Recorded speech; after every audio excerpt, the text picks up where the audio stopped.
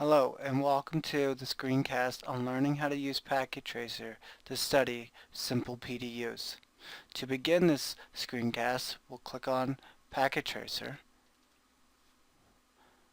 and if it comes up minimized or restored, we're going to maximize it so it takes up the whole screen. To analyze a PDU inside Packet Tracer, we must first develop a local area network. To develop this local area network, I'm going to come down here to the lower left corner and click on End Device. Hold my Control key and click on the first generic End Device. I'm going to come up here to Logical Workspace and I'm going to click 3 times, each time dropping a PC. I'm going to hit the Escape key on my keyboard. And I'm going to come over here to the intermediaries part and click on Switch and click the very first generic switch. I'm just going to drop it somewhere in my logical workspace. I'm going to come down here to the lightning bolt, and for this time I'm just going to take it easy, hold the Control key and click on the automatic choose connection type. Click on the first PC, click on switch, and I'll continue doing this to each PC. Okay, I have a physical network. What I don't have is a logical network. What I'm missing in this network is a way to these 3 devices to communicate. In other words, they need to agree upon the same set of rules. Let's click on the first PC, come up to desktop, click on IP configuration, and for this exercise I'm just going to use the 192.168.1 address. I'm going to click on the subnet mask. I'll leave the default 255.255.255.0. Close out of that PC, go to the second PC, click on desktop, click on IP configuration, and then I'm going to type in 192.168.1.2. Click on the subnet mask. I should get the default. Close out of those 2 boxes, open up the last PC, click on the desktop, and like always, go to the IP configuration, keeping the same network address of 192.168.1, but this time making this device a .3 address. Click on the subnet mask, close this. Now it appears that I have flashing green lights, which are good signs, and I have a physical network all established, and I have a logical network that follows the same set of rules, that is the IP address rules. What I haven't done is check the network out. So let me click on PC1, go to the command prompt, and I'm just going to ping PC3. So 192.168.1.3 and hit enter. I should get 4 replies if I did this correctly, and I have 4 successful replies. So I have a network. According to our results, we have a fully functional network. Unfortunately, I haven't seen exactly how these 2 devices communicate with each other and what exactly goes on in the encapsulation process. Anytime I go to send a ping from one computer to another computer and I'm in real-time mode, it's just going to act like it would in the real world. It'll send replies letting me know that it works, or it'll time out indicating that something's wrong between this PC and that PC. So to really learn by using Packet Tracer, you need to switch your mode from real-time mode to simulation mode. So I'm going to come down here to the right corner of Packet Tracer, and just above the real-time, the clock there is a stopwatch behind that. I'm going to click on that, and a new event pane should appear. This event pane will keep track of every frame and or packet that crosses our network, according to what protocols I have activated. So in this section where it says event list filters, you'll notice I have all the protocols active: HTTP, HTTPS, ICMBP, DNS, and so on. I'm going to edit this so that only thing I'm going to be seeing is just a simple packet ping from ICMP. So I'm going to remove the check mark next to show all /none. And I'm going to place a check mark next to ICMB. This is the protocol that's responsible for the ping command. So if I click on this check mark box, And then I'm going to click over here in the canvas. You'll notice that the only visible event that we see is that protocol that we just got done selecting. This is critical. If you leave all the other protocols active, then this event list box will fill up with a whole bunch of stuff, and all you want to learn is how the ping command is executed and what exactly gets encapsulated. Now that I set my simulation mode up to only display the ICMP packet, I'm going to come over here to this tool area and click on the closed envelope with the plus. This is known as the simple PDU command. So I click on that once, and then I'm going to click on the first PC, letting me know that this PC is the one that's going to be sending this PDU to, and then the next PC I click on is the third PC. So it's going to be coming from PC1 and it's going to be sent to PC3. Notice when I do this, I get a color envelope over PC1, the first PC I clicked on, and I also have an item in my event list. You'll notice this item is called this item type is the ICMP type, and next to it is a color square. If I click on this color square, I will be able to view the actual contents that make up this PDU. Remember, PDU is short for Protocol Data Unit. The protocol that we're using in this case is the ICMP protocol. You can see that this particular dialog box is split into two columns, the in layers and the out layers. And you'll notice the layers start with layer 7 and they work their way down to layer 1. If you had to guess, you would guess correctly if you would guess OSI model. Application for layer 7, presentation for layer 6, layer 5 would be the session, layer 4, the transport, layer 3, the network, layer 2, the data link, and layer 1, the physical. You'll notice by using the command PING, or in this case the simple PDU command set to be an ICMP ping, we never bother layer 7, layer 6, layer 5, or layer 4. This is why a lot of network administrators use the ping command for troubleshooting. It eliminates the higher levels like software, presentation, sessions, and it focuses just on the interface card, the addressings, and the interconnected devices like switches and mediums. In this case, you'll notice that for the layer 3, my IP header consists of a source IP address of 192.168.1.1. That's my PC1's address. Remember, I clicked on that PC first. The destination is 192.168.1.3. That was the last device I clicked on. So it's coming from the .1 PC, and it should end up, if all goes well, at the .3. Another tidbit of information is this is a message type of 8. So what I'm doing is I'm sending a ping request, hoping for a reply. Going down to the encapsulation, I'm in layer 2, so I'm taking that packet, I'm going to make a frame. In layer 2 we're talking about physical addresses. So here I am, I see a MAC address for PC1, and I also see a MAC address for PC2.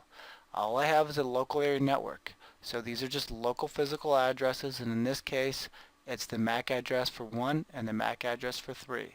This may change in future labs, so pay attention to those numbers. Sometimes they're not as simple as what we have right here. And the last layer, layer 1 being the physical layer, it's telling me I'm going out of a fast Ethernet interface or port. Let me come back and click on the outbound PDU details just to see exactly all the fields that are made up. This flips the OSI model upside down.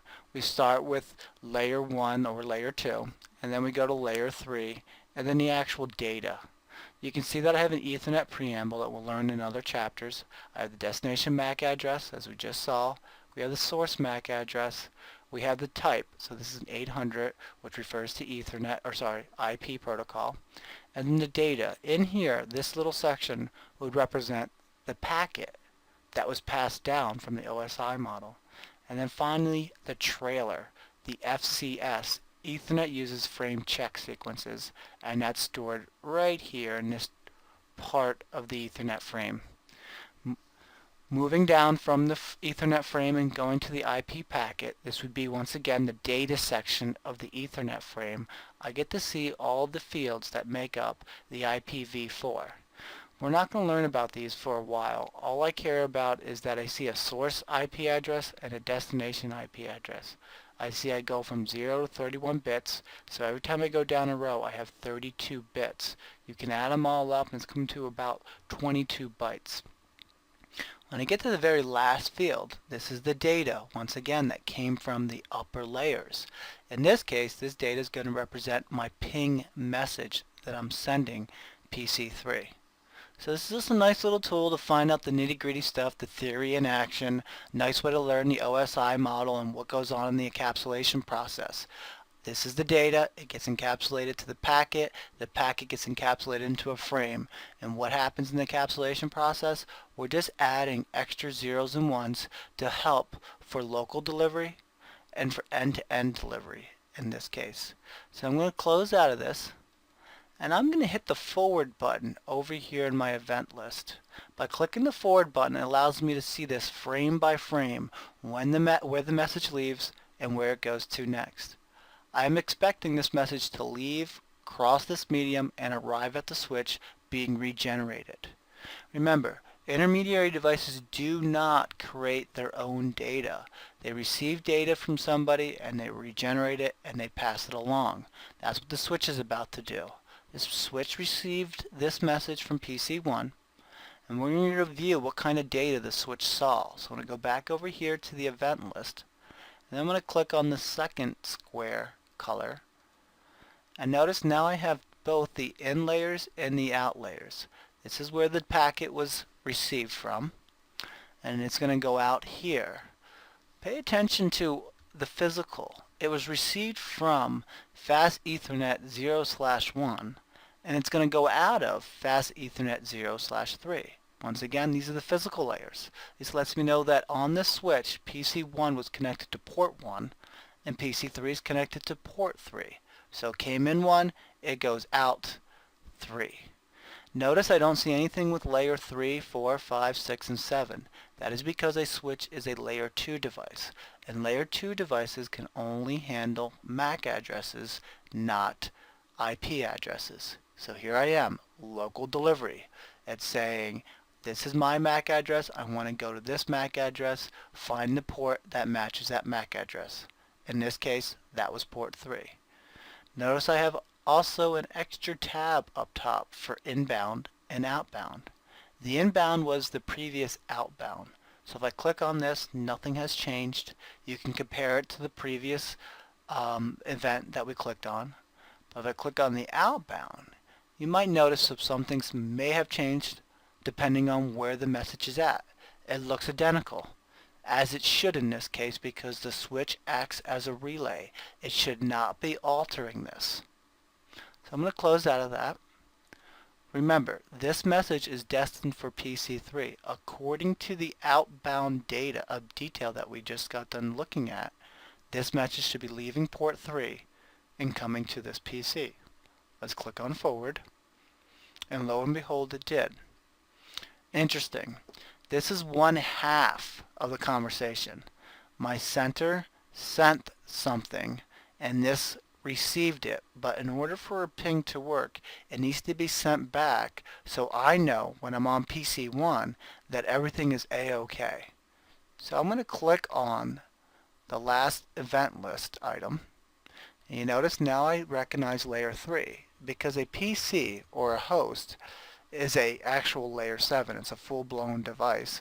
And we see that it handles IP addresses. The source was 1, destination was 3. That's me. I'm on PC3. So in order for me to send it back, I'm going to switch the source and the destination. Now on PC3, I become the sender, and the person who originally sent this message becomes the receiver. That's why it's critical to have these IP addresses so the message can make its way back. Once again, we do have the same MAC addresses, but they are flipped. It's because we're in a private, small local area network without any other thing to exit out of this. Let's click on the outbound details just to show you that the source and the destination flipped. If we had a layer 4 device and we saw that we're using an upper layer application, then we would see that the port addresses were also flipped. It's really critical that you get the grasp of the OSI model. In this case, data link, network, the data. Not all layers of the OSI model have to be implemented. Typically, 3 down will always be implemented.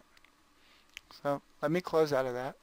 Click Next or Forward, and you can see the message goes back to switch as we expected inside port 3, and it should leave port 1 to go back to PC1. Let me click Forward, and away we go. This is the first reply that we have. It was successful because I have a green check mark.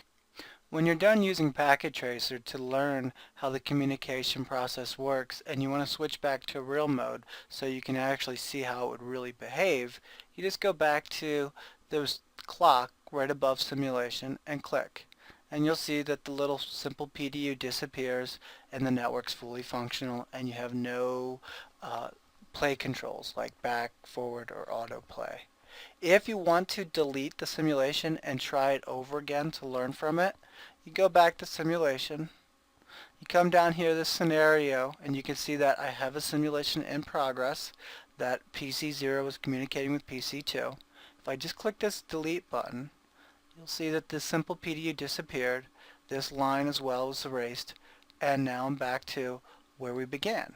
So in review, we clicked on simulation, we clicked on edit filters, we chose the protocols that we were studying. This week we were just studying the ICMP protocol, and that was all. So we put a check there, came back, click on the canvas, and then I picked my guinea pigs. I wanted to watch how PC0, or PC1, was communicating with PC2, or PC3, tomato tomato. So I went over here, clicked on the simple PDU tool, and then I clicked on my sender, and then I clicked on my receiver. In this review, I'm just going to click on PC2 as my sender, and now I'm going to click on PC3. When I did so, I have a colored envelope that appears waiting to be sent. Instead of using the forward button, I'm just going to hit the auto capture / play. Sit back and watch as time goes on this message being sent from the switch to the PC. You might have noticed there was a lag between that, and that's because the PC had to develop its ARP table, which we'll discover in another chapter. But eventually it should go full circle. That's sending it to the switch, back to PC1, and then back again to PC2. If I'm being impatient, I can always adjust the timing by grabbing the slider underneath the play button and moving it to the right to make it go faster, or moving it to the left. I'm going to try that right now. Sit back a little bit and see if this is going to time up, letting me know that as you can see right now, we've reached our limit. Now we can either clear the list and start over again, or we can view previous entries. If you're using this mode to study from, you'll most likely click on View Previous Events.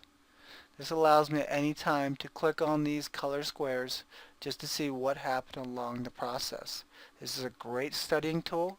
You can quiz yourself. You can say, well, the IP address right here should be this for the source, and the destination should be that. Nice little tool just to take that theory that we read or learn from the textbook and actually apply it. This concludes our screencast on learning how to use Packet Tracer and studying PDUs. Thank you, and see you in the next screencast.